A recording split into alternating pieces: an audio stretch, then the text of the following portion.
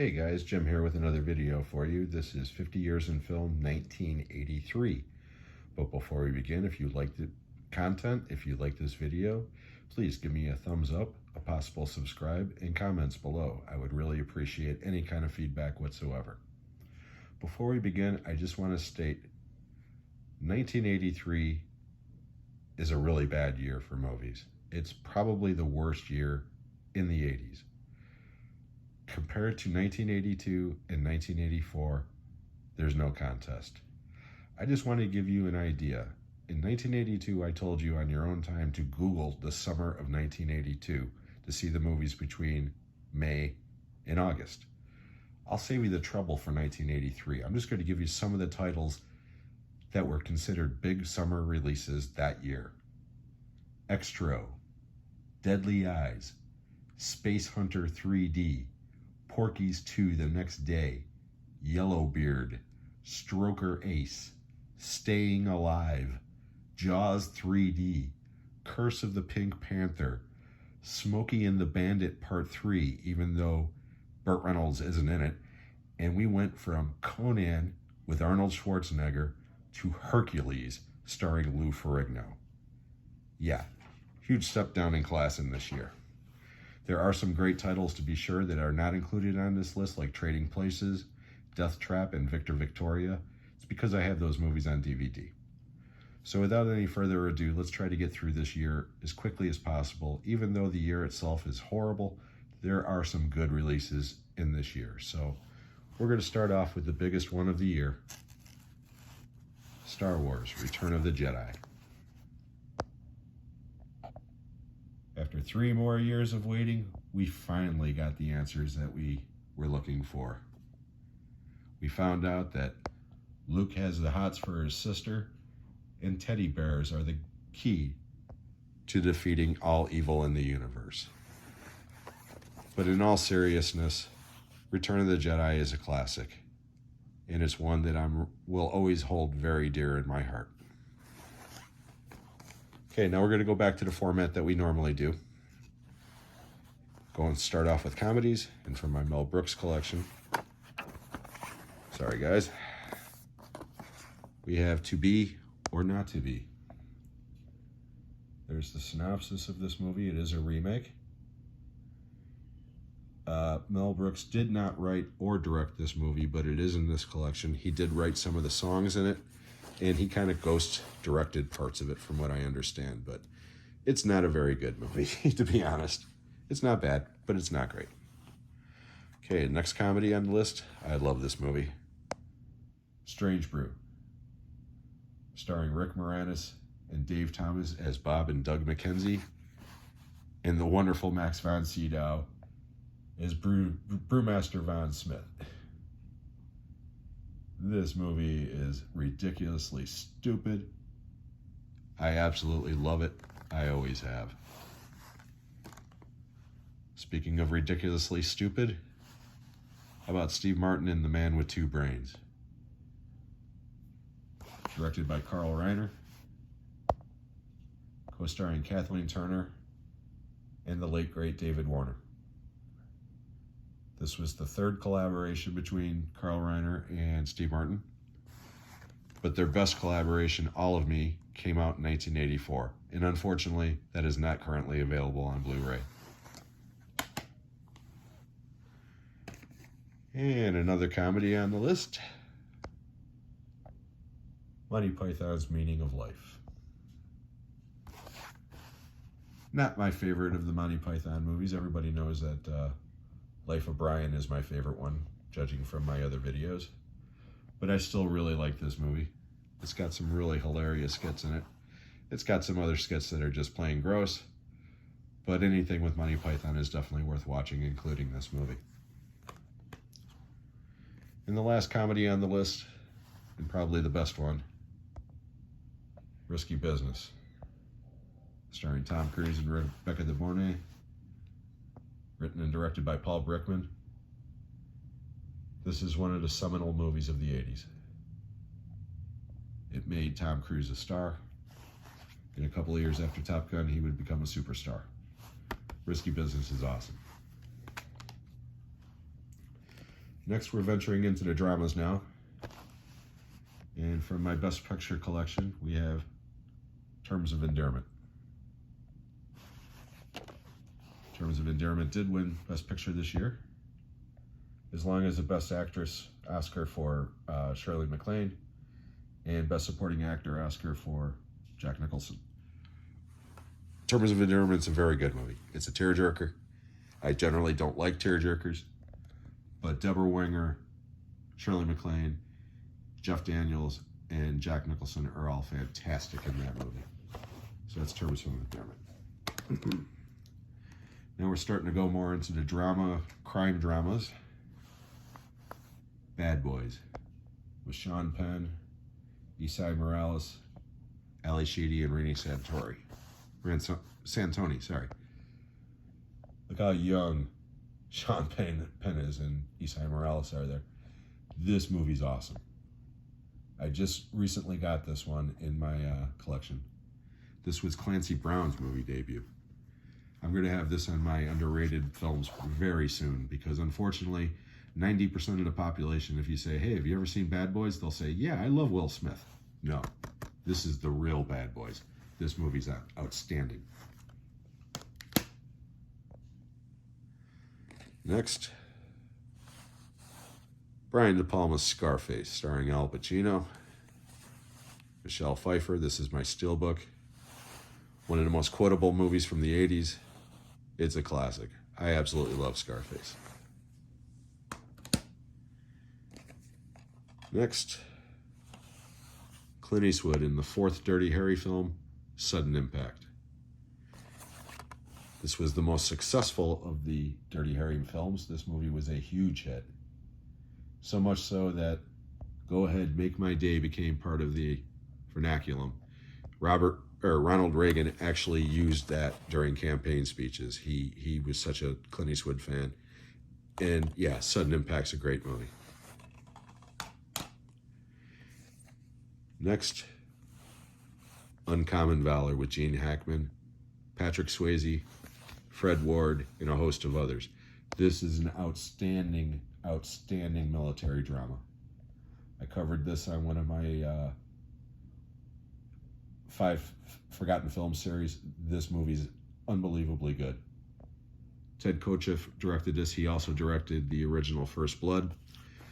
There was a series of movies in the 80s about Vietnam vets going back to Vietnam to look for POWs. This was the first one as far as I know, and it's definitely the best one. Seek out this movie. Uncommon Valor is outstanding in every way. Next,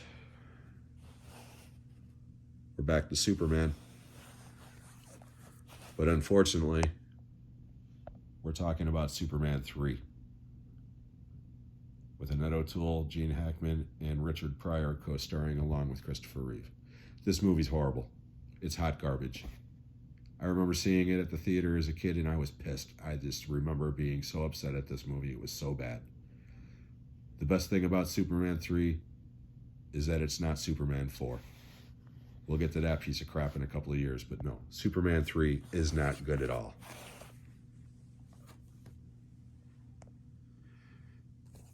Now we're venturing into the horror. We have Tony Scott's vampire thriller, The Hunger, starring Catherine Deneuve, David Bowie, and Susan Sarandon. This is part of the Archive collection. This is a very, very strange movie. But it's a good movie. Before we go any further in the horror, I just realized I forgot to do this. The last of the action films. Easy to forget though, because even though we're talking about James Bond, we're talking about Octopussy. This summer in 1983, there were 2 James Bond movies. Octopussy, starring Roger Moore, was the official one. Sorry, that's from A View to a Kill.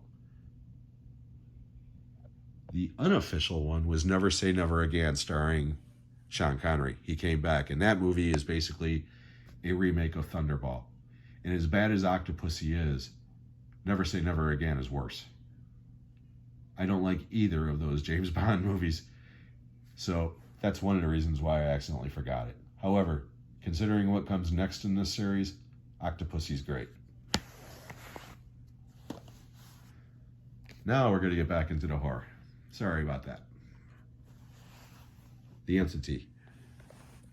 This is a ghost story, supposedly based on a true story. Stars Barbara Hershey in an incredible performance. She is fantastic in this movie. But the twist on this movie is the ghost in the house is a rapist, and he constantly attacks Barbara Hershey. And it's a hard watch. It's a very hard watch, but it's extremely well done. And again, I can't stress enough, Barbara Hershey is fantastic in this movie. If you are interested in this movie and you want the Scream Factory version, get on their website now. This title is going out of print. Next, we have a Charles Bronson slasher, for lack of a better word, 10 to Midnight. Co-stars Andrew Stevens.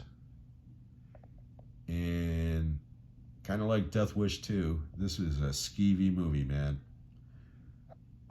But I will say this. For most slasher movies in the 80s, it's the women that are being exploited. And they are in this movie as well. However, there is more male nudity in this movie than female nudity. If very long, lingering butt shots of a naked man bother you, do not watch this movie. Next, we have a very strange horror film, The Final Terror. This was directed by Andrew Davis, who went on to direct The Fugitive, among other movies. It's got a great cast. Rachel Ward, Daryl Hannah, among others. It's a very weird movie. I can't even describe what this movie is without giving it away. It's not very good, but it's not bad either. It's right in the middle. But this movie right here is fantastic. Psycho 2. This came out, as the poster says, 22 years, actually 23 years after the original movie. And before this movie came out, people were up in arms saying, how dare they try to make a sequel to Hitchcock? That movie is untouchable, and how dare they? And then this movie came out, and the critics went, wow, that movie's really good. And you know what? This is sacrilegious. I prefer Psycho 2 to Psycho.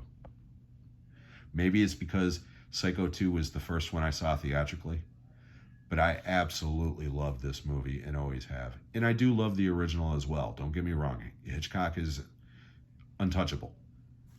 But this movie is 1,000 times better than it has any right to be. Next, we have another crazy one for you. David Cronenberg's Videodrome. When this movie first came out, I did not like it. I did not understand it. I thought it was just bizarre, even for Cronenberg standards. But through the years, I've gotten quite attached to it, and I do enjoy it quite a bit now. But long live the new flesh. Videodrome is really, really great. In '83 was known as the Stephen King adaptions. We got 3 of them. First, David Cronenberg's second movie that year, The Dead Zone, with one of Christopher Walken's finest performances. He is absolutely outstanding in this movie. That's the original one sheet. The Dead Zone is one of my all-time favorite Stephen King movies. I think it is absolutely incredible. It was the first Stephen King book I ever read. And it's one of the few times where I think the movie is just as good as the book. Dead Zone's great. Next, we have Kujo. Directed by Louis Teague, starring Dee Wallace in an incredible performance. And Danny Pintaro, who was on Who's the Boss? And I generally don't like children actors in a movie, but he brings it. That kid is great in this movie, and Kujo is an excellent movie. It is softer than the book. Spoiler alert: in the book, the kid dies. They do not kill him off in the movie. But Kujo is an extremely well-made movie, and it, considering the fact that it was low budget, they pull it off extremely well. I saw this at the drive-in with my sister. Hey Sharon, it's her again. Me and her saw this together, and I'm not kidding. A dog actually walked in front of the car in the middle of the movie and scared the shit out of both of us. And we still talk about it 40 years later. Kujo's great. The last Stephen King adaptation, John Carpenter's Christine.